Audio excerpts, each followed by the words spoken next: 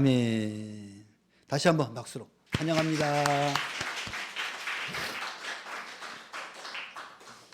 우리 청년부가 이제 24년도에는 꽉 찰 줄 믿습니다.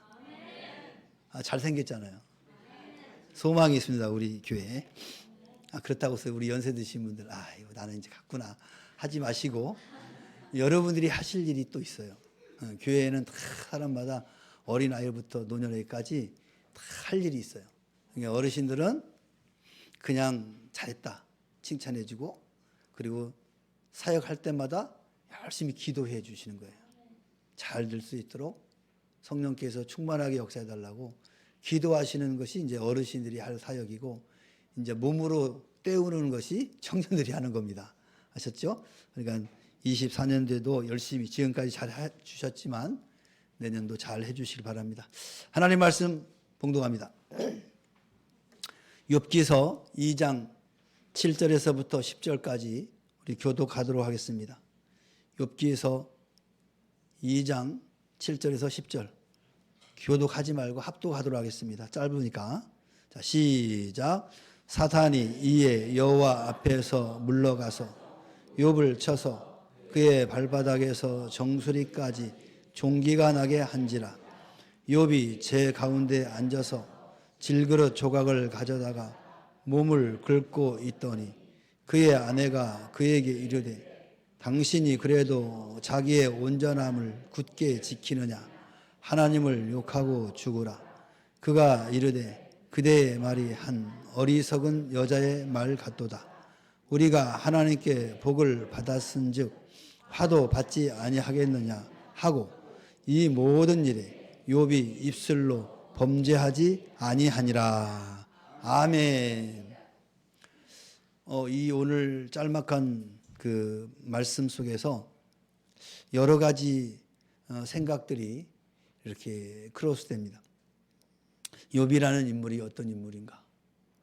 그리고 도대체 하나님은 왜 그랬을까? 그리고 늘 욥의 옆에서 함께하였던 그 아내의 이 행동은 과연 정당한 것인가? 여러 가지 생각들이 갑니다. 근데 더 중요한 거는 욥의 이 10절의 말씀이 정말 매력적이야. 다른 것도 멋있지만 이 10절을 통해서 모든 일에 욥이 입술로 범죄하지 아니하였다. 우리가 행동으로 죄를 짓는 것은 극히 드물어요.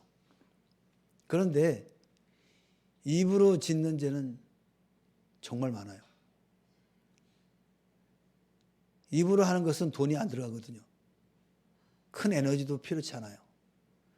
그래서 우리가 쉽게 죄를 집니다.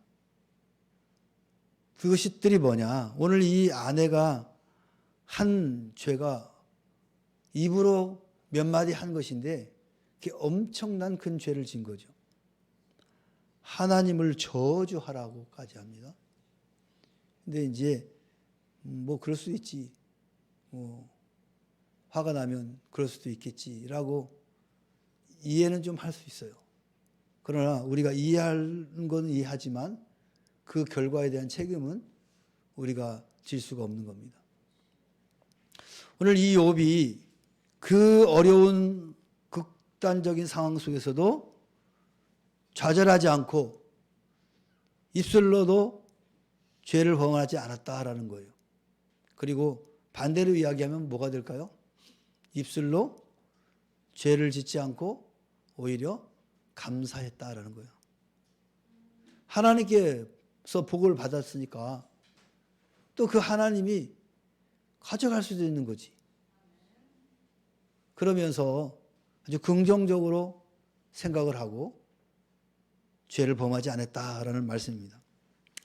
여러분 옛날에 농사를 지을 때 비가 오면 농사를 짓고 비가 오지 않으면 농사를 못 짓습니다.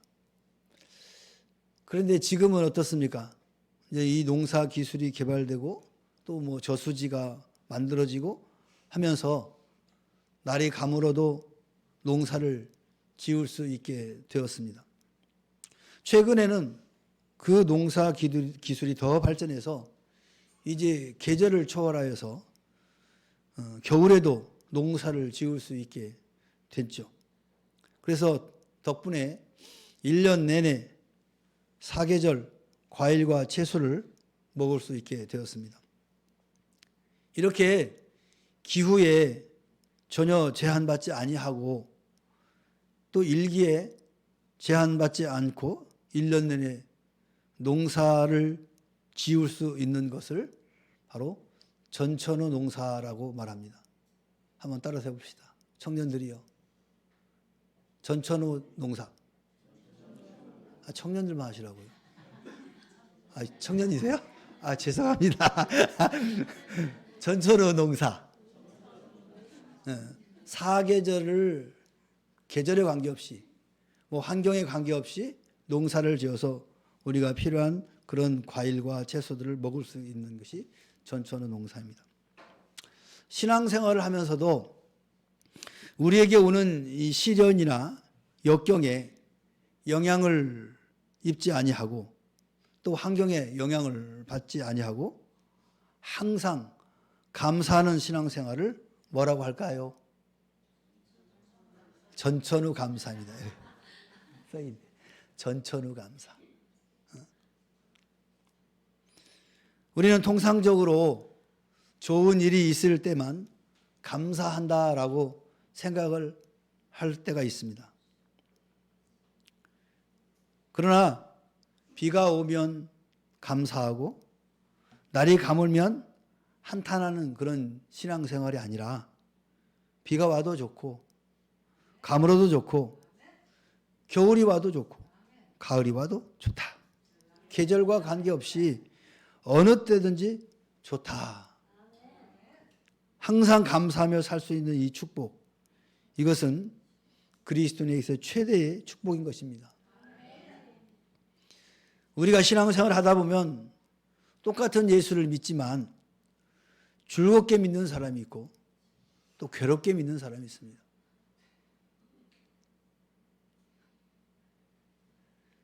이런 어떤 사람은 예수를 믿고 행복을 얻은 사람이 있고 어떤 사람은 예수를 믿으면서 전혀 마음에 행복을 넣지 못하고 여전히 불행해하는 사람들이 있습니다. 여러분은 어떻습니까? 조그마한 장애물이 우리 앞을 가로막으면 그때마다 절망하고 낙심하고 좌절하고 댕댕댕댕 거리지 않습니까? 그것은 전천후 감사가 아닙니다. 이건 선택적인 감사라고 할 수 있죠. 근데 많은 그리스도인들이 선택적인 감사를 한다는 거예요. 좋은 일이 있고 내 호주머니에 뭐가 두둑하면 감사하고 여기가 동전만 달랑달랑거리면 왜 이렇게 나는 가난해? 하면서 댕댕거리는 사람들이 있습니다. 우리 명문교회 성도 여러분들은 동전이 있든 그 무슨 색이죠? 신사임당이 있든 누가 있든 간에 감사하시기 바랍니다. 내가 몸이 좀 불편하고 힘들다고 왜 나는 이 모양 이 꼴이야 하면서 한탄하지 마시고 그럼에도 불구하고 하나님 감사합니다. 할 수 있는 그런 전천후 신앙을 갖기를 바랍니다. 자, 그러면 전천후 감사는 어떤 감사냐? 삶의 의미를 찾게 하는 감사입니다. 우리의 삶의 의미를 찾게 해요. 하나님은 우리에게 대한 분명한 기대가 있습니다. 그것은 나 자신이 예수를 믿고 늘 감사하며 살기를 원하는 거예요. 왜 감사하기를 원하실까요? 내가 감사함으로 나에게 놀라운 변화가 일어나기 때문에 그렇습니다. 내가 감사하면 다른 사람이 좋은 일이 일어나는 것이 아니라 내가 일어난다는 거예요. 감사함으로 내 생이 행복해져요. 감사함으로 내 삶의 의미가 새로워진다는 거예요. 그리고 삶의 가치가 새롭게 형성된다는 거예요. 감사함으로 내 인격이 높이 성숙된다는 겁니다. 이 세 가지는 감사가 주는 최대의 축복이에요. 감사한 만큼 행복한 거예요. 감사한 만큼 우리 마음이 기쁜 거예요. 다시 한번 감사합니다. 다 웃네. 감사합니다. 감사한다니까 하는 사람이 없어요. 대부분 감사라는 말을 할 때는 얼굴이 미소가 띄어지는 거예요. 감사합니다. 할렐루야. 여러분 힘들고 어려울 때마다 감사합니다 하나님.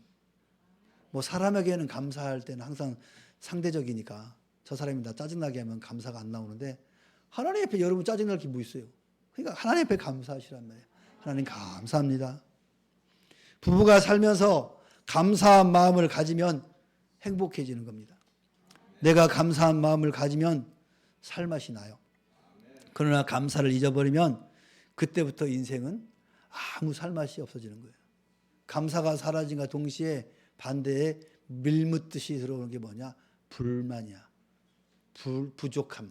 이런 것들이 자꾸 나타나게 되는 거예요. 하나님께서는 이러한 은혜를 받고 살도록 우리를 불러주셨습니다. 우리는 하늘을 보나 땅을 보나 감사를 찾아내야 하는 거예요. 우리 아이들이 보물찾기 하면 막 별것을 다 쑤시고 다니면서 찾듯이 여러분이 그렇게 감사를 찾으셔야 돼요. 내 삶 속에서. 성경에서 가장 위대한 고난의 승리자를 욥이라고 말하죠. 오늘 우리가 읽은 본문의 내용에 욥이라는 말이 이런 사람이 등장합니다. 욥은 참 부자였습니다. 오늘날로 말하면 재벌이요, 재벌. 그는 모든 사람에게 존경과 추앙을 받는 사람이었습니다. 그리고 가정에서는 아주 덕이 많은 아버지였습니다. 그는 악을 떠나 하나님을 경외하는 사람이었습니다. 자기 아들들이 무슨 생일잔치나 어떤 잔치를 할 때는 혹시나 먹고 마시면서 잘못됨이 없을까 해서 아들들을 늘 성결케 하고 다음날 하나님 앞에 번제를 드렸던 그런 인물입니다. 그러면서 그는 언제나 하나님께 감사했습니다. 욥은 늘 하나님을 경외하면서 감사했습니다. 한마디로 말하면 잘될 땐 교만하지 않고 감사했다. 우리가 잘될 때 교만하지 아니하고 감사한 마음을 갖는다는 것이 바로 복이라는 겁니다. 부자가 되었음에도 불구하고 교만하지 아니하고 가난할 때의 마음을 갖고 산다는 것이 중요하다라는 거죠. 신명기 8장 14절에 18절에 보니까 두렵건대 내 마음이 교만하여 내 하나님 여호와를 잊어버릴까 하노라. 또 두렵건대 내가 마음에 이르기를 내 능과 내 손의 힘으로 내가 이 재물들을 얻었다 할까 하노라. 내 하나님 여호와를 기억하라. 그가 내게 재물을 얻을 능을 주셨음이니라. 우리는 안 될 때도 감사해야 됩니다. 욥에게 어려운 때가 왔습니다. 재산은 일시에 없어졌습니다.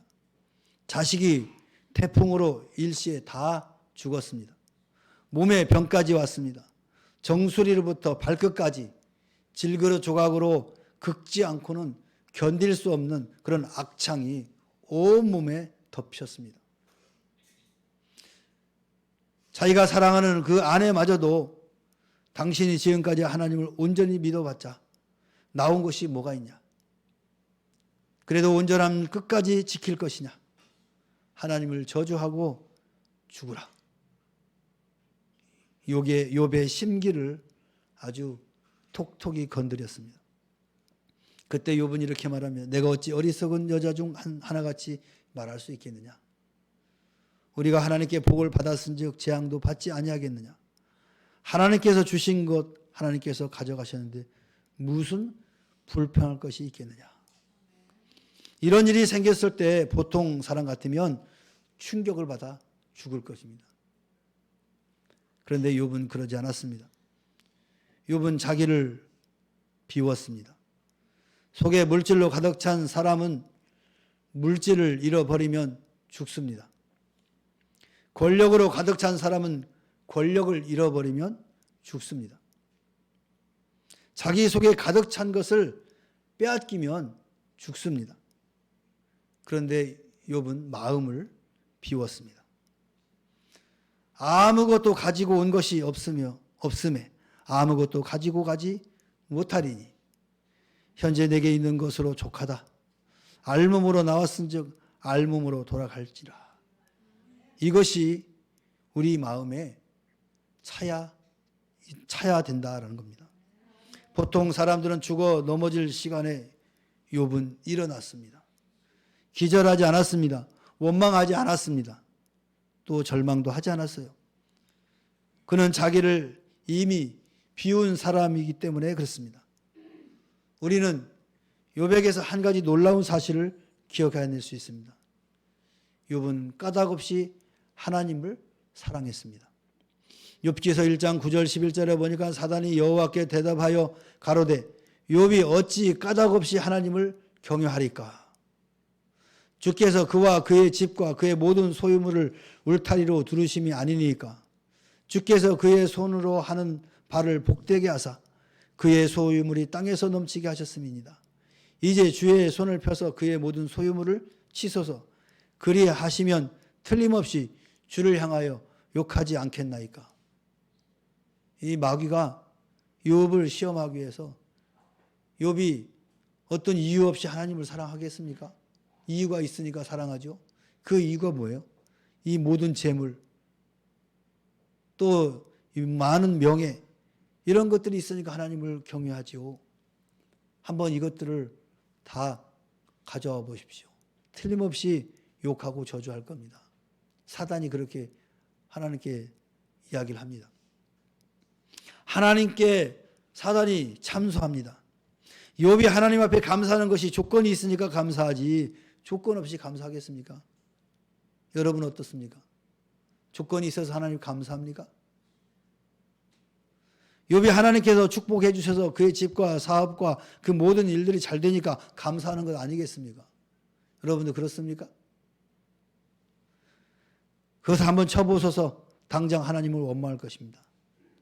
여러분이 가지고 있는 그 모든 것들을 하나님이 다시 가시가면 원망하고 절망하고 저주하겠습니까? 그런데 욥은 조건 없이 하나님을 찬양했기 때문에 욥을 내리쳐서도 원망하지 않았던 것입니다. 그리고 이 전천후 감사는 생의 미래를 결정하는 것입니다. 우리는 1년 한 해를 보내면서 우리 생의 중요한 감사절을 맞았습니다. 감사하는 것은 우리의 생의 중요한 미래를 결정합니다. 감사하는 자는 자기 존재가 영광스럽게 됩니다. 사람들이 불평하고 원망하면 천해집니다. 여러분, 불평하는 사람들을, 원망하는 사람들을 보면요, 갑자기 치근해져. 그 말이 그 입에서 나오는 순간 그 사람이 천해지는 거예요. 그런데 감사하는 사람은 은혜를 기억했다는 인간됨 때문에 아주 훌륭합니다. 공부를 많이 한 지성이라 할지라도 불평하는 사람은 천해지는 거예요. 우리가 자기 존재를 영광스럽고 위대하게 만드는 비밀은 바로 감사하는 거예요. 여러분 입에서 늘 감사해 보세요. 그러면 보는 사람들이 저 집사님 대단하신 분이야. 그 환경을 너무너무 잘 알고 있는데 어떻게 저렇게 감사할 수 있지? 존경스러워하죠. 근데 가진 거 다 갖고 있는데 맨날 불평하고 원망해. 아니 저 집사님은 가진 거 다 있는 것 같은데 왜 이렇게 저렇게 불평해? 천해지는 거예요. 그래서 우리 입에서 나오는 그 한마디가 보는 사람의 하여금 나를 어떻게 보느냐 평가하게 만든다는 거예요. 공부를 많이 하고 출세한 자식도 있습니다. 그러나 공부를 못해서 출세는 못했지만 부모에 대해서 감사하는 마음을 가질 때 그 부모는 자식에게 고마운 생각이 듭니다. 자식을 길러보면 어렸을 때는 인물 좋은 자식이 마음에 듭니다. 자라면서는 공부 잘하는 자식이 괜찮습니다. 근데 세월이 흘러서 자녀들이 결혼도 하고 형편에 따라서 출세도 하는데 마지막 늙어서 부모님 마음속에는 그런 것이 다 의미가 없습니다. 그럼 어떤 자녀가 좋을까요? 부모의 은혜를 감사하면서 효도하는 자식이 최고인 겁니다. 박사를 10개 가졌어도 부모에게 효도하지 않는 인간은 자식이 아닌겨. 그지만 고등학교밖에 안 나왔는데 직장은 좀 중소기업에서 열심히 노동하는 아들이라도 자녀라도 부모에게, 늙은 부모에게 효도하는 그 자녀가 그 부모에게서는 최고인 거예요. 하나님께서 우리를 하나님의 자녀로 택했는데 하나님은 우리보다 우리를 더 잘 아시는 분이기 때문에 너 내 아들이 되었으니 출세해라. 공부 잘해서 나에게 영광을 돌려라. 사업도 잘해서 사회에서 잘 되면 좋지. 그런데 내가 원하는 것은 내가 하나님의 은혜를 기억하고 하나님의 효자가 되는 것이다 라고 말하는 거예요. 이것이 하나님께서 가장 원하시는 겁니다. 이것이 하나님께서 최고로 영광을 받으시는 비밀입니다. 산다는 것은 무엇을 알아서 사는 것도 아니고 지식으로 사는 것이 아니라 마음으로 사는 거예요. 감사한 마음이 속에서 우러날 때 우리 존재가 영광스럽게 되는 거죠. 이것이 바로 사람됨입니다. 사람됨. 사람됨이 따로 있는 것이 아닙니다. 은혜를 기억하고 사는 것이 사람됨입니다. 많은 사람들이 있지만 사람 중에 사람은 은혜를 은혜로 기억하는 사람입니다. 은혜를 기억하면 내가 행복하게 됩니다. 감사할 때 행복해지는 겁니다. 내가 이 세상에 아무것도 가지고 온 것이 없는데 모든 것을 가졌구나. 이런 것을 생각하다 보면 살아있다는 것이 정말 뭉클한 감격으로 다가오는 거예요. 청년들에게 그대들이 원하는 것이 무엇이냐라고 질문해 보면 그들의 대답은 감격하고 싶다. 감격하고 싶다.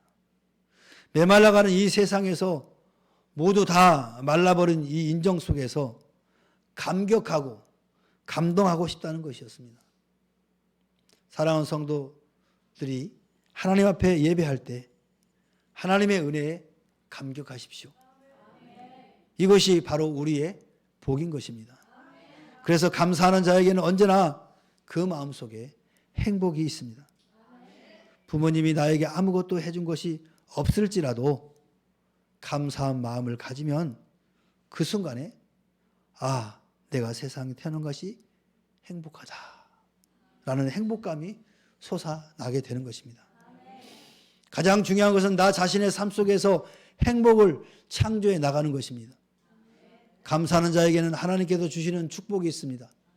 그런 사람은 인생을 살 용기가 생겨나는 거죠. 바로 창조적인 존재가 되는 거죠. 감사하는 자에게 인생은 무한한 가능성을 부여해 줍니다. 과거를 불평한다든지 후회하는 자에게는 미래가 없습니다.